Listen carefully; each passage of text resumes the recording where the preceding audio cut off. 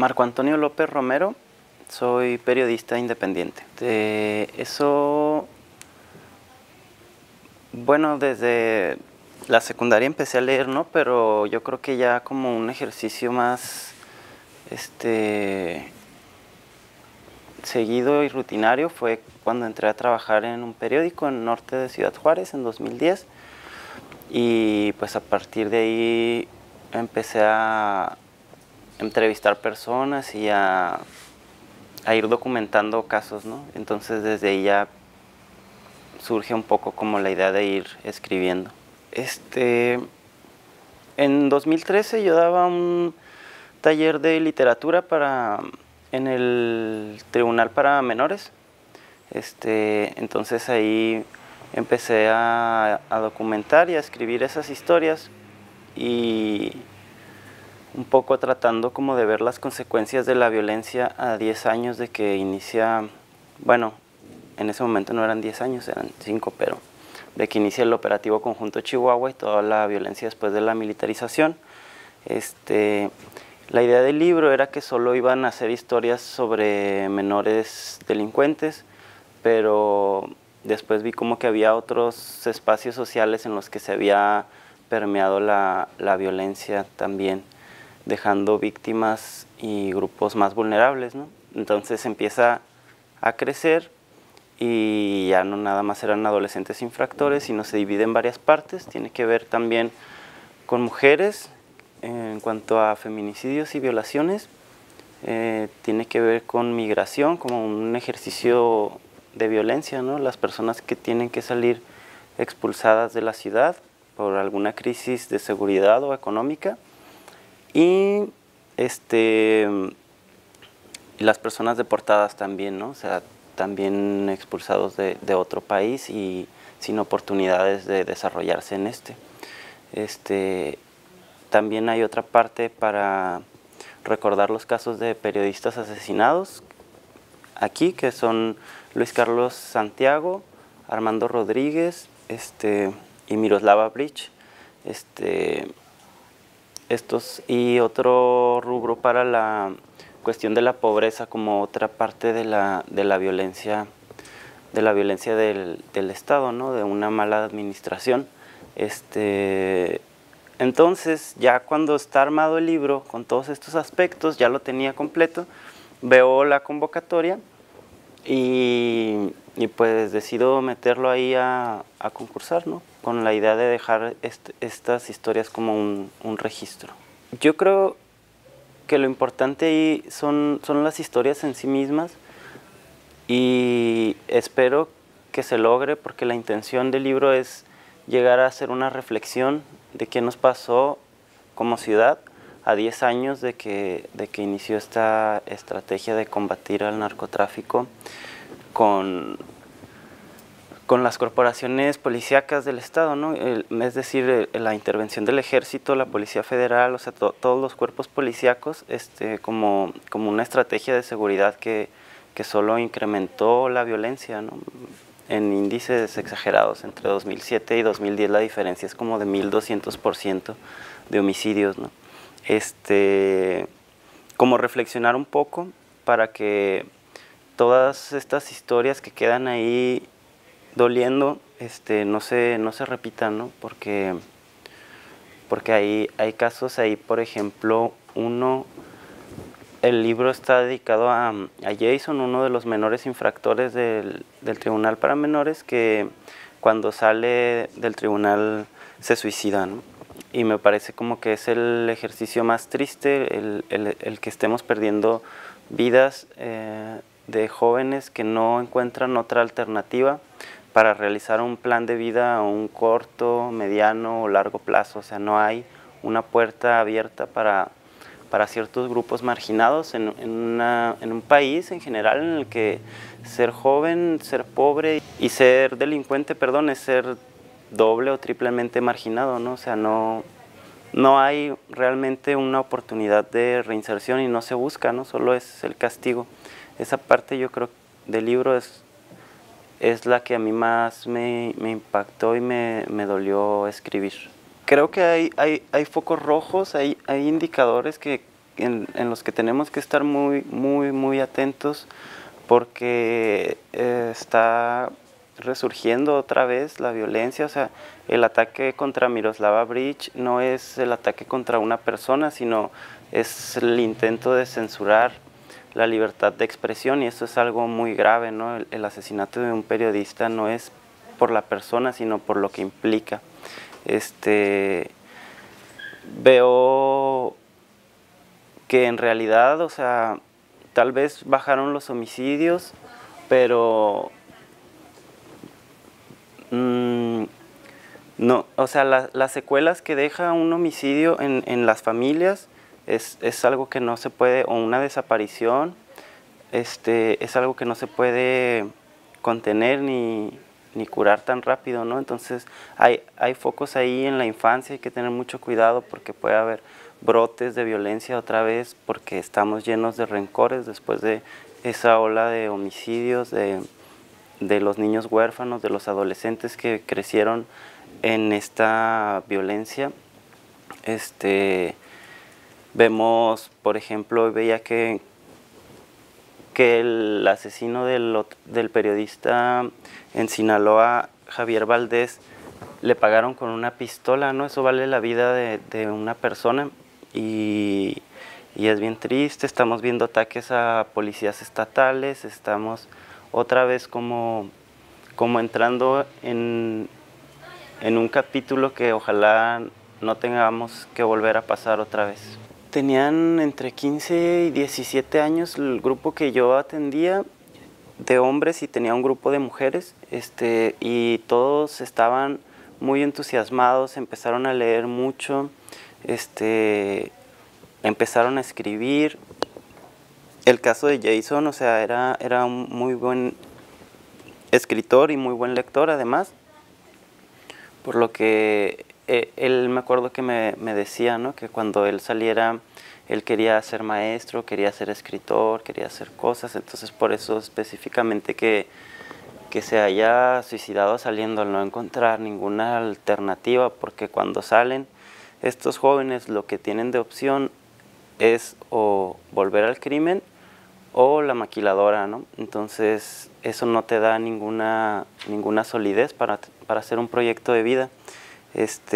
Pero en general yo los veía bien. Lo que pasa con los menores de edad es que muchas veces yo siento que no eran conscientes totalmente de lo que habían hecho. O sea, las circunstancias a muchos los fueron llevando porque crecen en un entorno en el que el crimen es lo normal, entonces ellos no conocen otra forma y solo empiezan a reproducir lo que ya saben y se vuelve su manera de vida, ¿no? Hay familias enteras que se dedican al crimen y el integrante más pequeño no va a poder hacer otra cosa. Entonces acá lo que estábamos trabajando era como enseñarles otras alternativas, ¿no? O que razonaran sus decisiones, pues, no que solo fueran reproduciendo lo que han aprendido. Y pues creo que se volvió un ejercicio interesante. He tenido contacto con algunos que salieron, estuvieron en la escuela, siguen leyendo, y fue algo bonito. Ese proyecto ganó el Premio Nacional de Fomento a la Lectura en 2014 y estuvo bien. La historia de Clemente, que también viene en ese libro. Clemente tenía 15 años cuando asesinó a sus padres. Le dio 4 balazos a su papá mientras estaba dormido, y después un balazo en la cara a su mamá. Luego sacó a su hermano menor, que tenía 11 años en ese tiempo, y lo dejó en una iglesia católica. Y se fue. Después él solo confesó su crimen, y él adentro del tribunal, él tenía una rondalla. Él daba el taller de música porque él tocaba la guitarra, el piano, la batería, el bajo. Es un muchacho sumamente inteligente, leía literatura universal, ¿no? Estaba leyendo a los rusos, estaba leyendo, bueno, de aquí, Pedro Páramo, toda la generación del boom. Estaba leyendo cosas muy interesantes y me parecía también como que cuando le pregunté por qué lo hizo, él me decía que no se acuerda de nada, que estaba muy drogado. Entonces también como que esos casos te hacen reflexionar. Uno no pensaría que eso se iba a repetir. Ya habíamos visto la historia de Vicente León unos años antes, que había asesinado a sus padres y a su hermana, y uno cree que esas cosas no pasan aquí, ¿no? Entonces como acercarte a la persona y encontrarle el lado humano sin justificar un crimen que pues fue horrible y fue duro para toda la sociedad en general. Encontrar que también esos muchachos, o sea, y sus crímenes responden a una lógica también de que nadie les ha puesto ninguna atención, nadie se ha fijado en ellos, nadie les ha dado una oportunidad, y pues eso es lo que tienen, ¿no? Es lo que tienen más cerca las drogas y el crimen. Bueno, en el libro se van a encontrar 18 historias, 18 casos de estos grupos a los que hago mención, estos grupos vulnerables de madres, de mujeres desaparecidas, gente que anda buscando los restos de sus hijos en el desierto, picando ahí con varas, de los jóvenes de pobreza.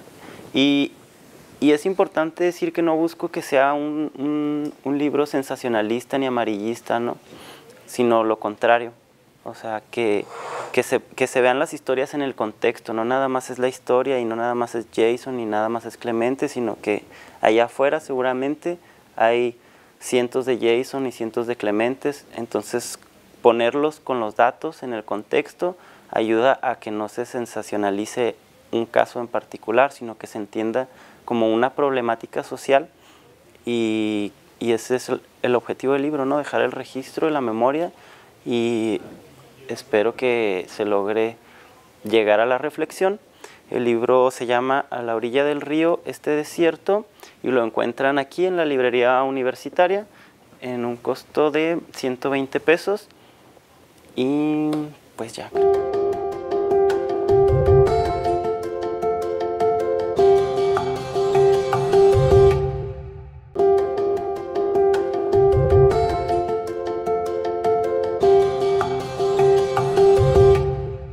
Me llamo Hugo Alejandro Rivas Romero.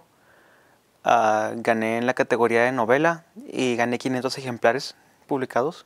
Bueno, de hecho, comencé a escribir antes de empezar a leer. No era un muy buen lector, que digamos, no adquirí esa cultura de leer. En secundaria nos obligaron virtualmente a leer un libro, y yo pues leí Moby Dick. O se podría decir que intenté leerlo porque nunca lo terminé, nunca me llamó la atención. Pero sí escribí desde secundaria, escribía cositas sueltas por ahí, alguna que otra idea que tenía. Y mi primer intento de libro pues fue en la preparatoria, lo empecé y nunca lo terminé. Eso me lo traje hasta la universidad, cuando tomé la clase de lectura y redacción. Ahí pues una vez más nos obligaron a leer un libro. Yo elegí un libro de Stephen King que se llamaba La niña que amaba a Tom Gordon, y lo terminé, y tras ese vino otro, y vino otro y otro, y nunca más me detuve. Así fue como empezó mis ansias por empezar a leer, y de ahí subsecuentemente empecé a tener mejores ideas para la escritura. Me llamó la atención, bueno, por empezar, el primer libro que intenté empezar a escribir, nunca lo terminé, como ya dije. El segundo libro era un libro algo gótico, tampoco lo terminé nunca. Entonces llegué al punto en que terminé un libro, tal vez fue un accidente, pero lo terminé, un libro que se llamaba Dioses en Guerras. Ese libro pues estuve trabajando mucho con él, casi un año. Cuando lo terminé se lo llevé al profesor Felipe, quien me presentó el día del martes en la feria del libro. Él me dijo que, bueno, que era mi primer libro, que no me apurada tanto, me preguntó que si había escrito historias cortas alguna vez. Yo le dije que no. Entonces él me aconsejó, bueno, entonces empieza a escribir historias cortas, lee un poquito más, no dejes de leer y déjalo reposar un ratito y luego vuelve a intentarlo, pero primero tómate un procedimiento de escribir historias cortas, primero algo chiquito. Le hice caso, sí, empecé a leer historias cortas, a hacer historias cortas y a seguir leyendo, pero la verdad nunca me detuve, escribí otro libro. Ese otro se lo llevé al profesor Shavira de rectoría. Él me dijo, bueno, está bien el libro, pero nunca has pensado en meterte en un concurso, y me recomendó el concurso de Voces al Sol. Con ese libro desafortunadamente no alcancé a participar, ya me quedaba muy poquito tiempo y no pude recortarlo, no pude editarlo. Entonces, a partir de ese punto empecé con el libro, con el que participé, Milagro de Verano. Y afortunadamente este fue el que quedó, este fue el que ganó. La verdad fue muy impresionante para mí, o sea, hasta apenas hacía unos años no sabía que para mí escribir era más un hobby. Nunca pensé que pudiera hacerlo a manera, bueno, pues la verdad me impresionó muchísimo cuando terminé el primer libro. Fue la misma impresión que recibí cuando me dijeron que había ganado, como, bueno, esperaba obviamente publicarlo, pero de esperar a lograrlo es un shock completo. Me encantó la idea, me encantó la noticia cuando la recibí. Bueno, apenas han pasado 2 días desde que se terminó. Las personas que lo han leído hasta ahorita, gracias a Dios, me han dicho que tuvieron muy buenas impresiones. Obviamente hay cositas por ahí, nunca esperé hacerlo todo perfectamente a la primera vez que publicara un libro. Obviamente tenía dudas, tenía ideas, ya tenía una idea de dónde iba a haber a lo mejor por ahí alguna cosilla suelta, un acento, un guión. Y bueno, cosas de esas que iban a salir, tecnicismos. Pero gracias a Dios, a las personas que lo han leído hasta ahorita me han dicho que pues que de verdad les interesó, de verdad piensan que tengo talento. Eso para mí es el mayor premio, que piensan, o sea, que alguien opine bien de mí, que digan que tengo futuro. Y honestamente, mientras más gente lo diga, más me lo voy a ir creyendo. Y aunque no lo digan de todos modos, pienso seguir con esto, pienso seguir escribiendo. El texto, como lo mencioné en la feria, en la fiesta de los libros, me inspiró, tiene mucho inspirado de una historia que vi hace mucho tiempo que se llamaba La Princesa Prometida. De ahí partió más bien mi idea básica, pero tiene elementos de muchas historias. Tiene elementos, por ejemplo, de Romeo y Julieta, tiene elementos de Historia sin fin, tiene elementos de Medianoche en París. Se trata de un muchacho que no es adepto a la lectura, pero bueno, por falta de algo mejor que hacer, le da la oportunidad a un libro que encontró en la biblioteca de su escuela, un libro que a legua se ve que es un libro amateur. Entonces él toma este libro y empieza a leerlo y le fascina la historia. La historia se trata de una muchachita franco-mexicana que se llama Rosana de Brask. Se podría decir que es uno de los personajes principales de la historia.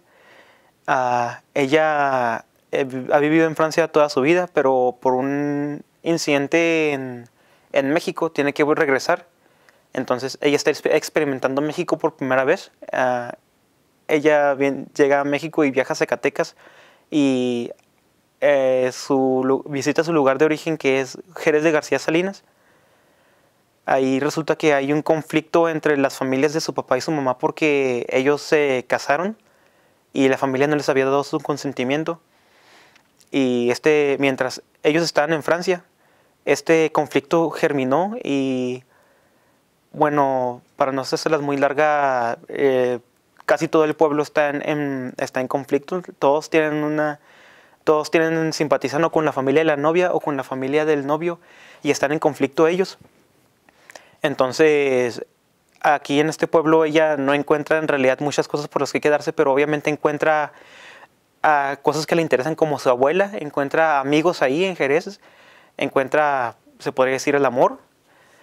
Y obviamente ella encuentra un interés por quedarse, un interés porque al irse al volver a Francia, todo esté perfectamente bien para las personas que se queden aquí, para su familia, para sus amigos. Entonces, hasta este punto, mientras el chico va leyendo la lectura, quien está leyendo el libro, a él se le empiezan a aparecer los personajes de la historia, se le empieza a aparecer los amigos de Rosana, se le empieza a aparecer la Rosana misma, y él se da cuenta de que todo lo que va leyendo va pasando en este mundo, y se da cuenta de que él tiene el poder de cambiar las cosas que no le gustan, o puede vivir y las cosas que a él le gustan, las cosas que a él le gustan de ese libro, puede, si él quiere, si él piensa detenerse o dejar de leer y la historia se detiene con él. Y de ahí parte la primicia, como ya había dicho, ya había explicado varias veces. Más que nada siento que esta historia es acerca de la amistad, acerca de la juventud, pero más que nada es acerca de cómo eventualmente tienes que dejar todo ir, tienes que madurar. Y como es un proceso que puede doler, de verdad puede doler mucho, pero es un proceso necesario en la vida. Yo siento que se trata de eso a fin de cuentas. Lo que más me marcó, podría decir, el libro está, o como ya expliqué, dije que estaba en el libro de que está leyendo el muchacho está en Jerez de García Salina, pero el muchacho está leyendo el libro aquí en Ciudad Juárez. Entonces una de las partes que más me gustó del libro fue que, bueno, yo mismo lo escribí, pero cuando hice mucha investigación para hacer la parte que está aquí en Ciudad Juárez, y ahora cada que paso por los lugares en donde sé que estuvo el personaje principal, me siento como si yo hubiera estado viviendo ese libro. Me siento, oh, aquí pasó esta cosa y aquí pasó esta otra cosa. Aquí es donde venían a hablar, aquí es donde ellos estuvieron, o aquí es donde los vio por primera vez. Es como si la experiencia fuera mía, al mismo tiempo de que la construí. Es como si yo lo hubiera vivido. Las partes donde más batallé, bueno, fue tratar de recordar Jerez de García Salina, porque es un pueblo que existe obviamente, yo lo visité, ahí viven muchos parientes míos. He ido ahí aproximadamente unas 2 o 3 veces en mi vida, que yo tenga conciencia. Y obviamente la última vez que fui fue, bueno, obviamente fui en este año, fuimos en Semana Santa, pero el libro lo escribí el año pasado, así que antes de eso, la última vez que había ido fue en el 2006. Entonces fue todo un proceso tratar de traer todas esas cosas a mi mente, tratar de acordarme cómo era exactamente Jerez de García Salinas y poder poner esas cosas en papel. Siento que este libro traté de hacerlo no traté de hacerlo muy rudo, por así decirlo, muy PG-13, como quien diría. Traté de hacerlo para que la gente lo disfrutara sin miedo, para que no se fuera a impresionar por algo que yo pusiera.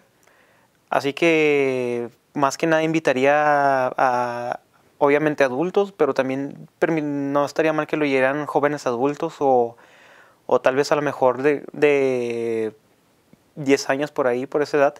No está muy drástico el libro. Yo siento que está ligerito. Yo siento que está para un buen amplio rango de edades.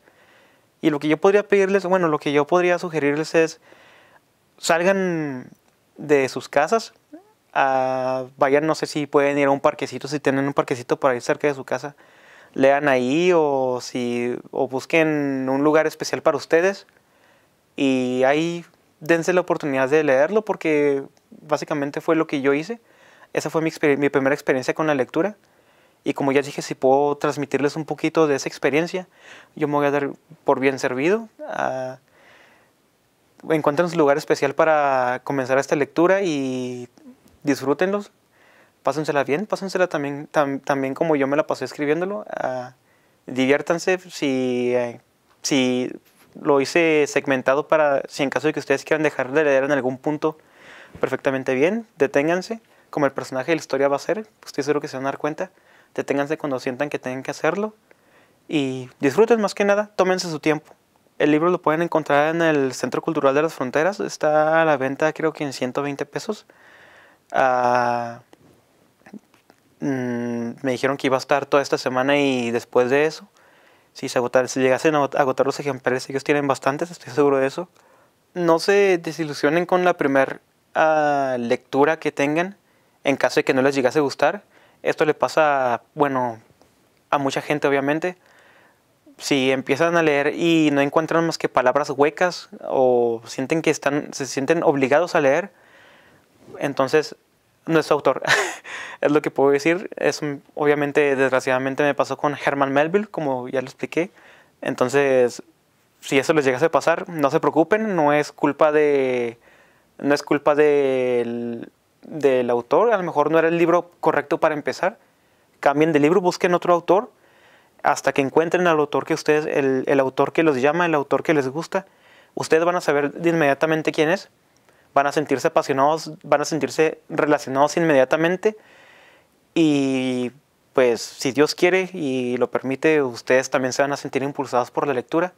Ese es mi mejor consejo. No se dejen avasallar por su primera lectura. Sigan leyendo, sigan intentando, y después hagan su intento por escribir.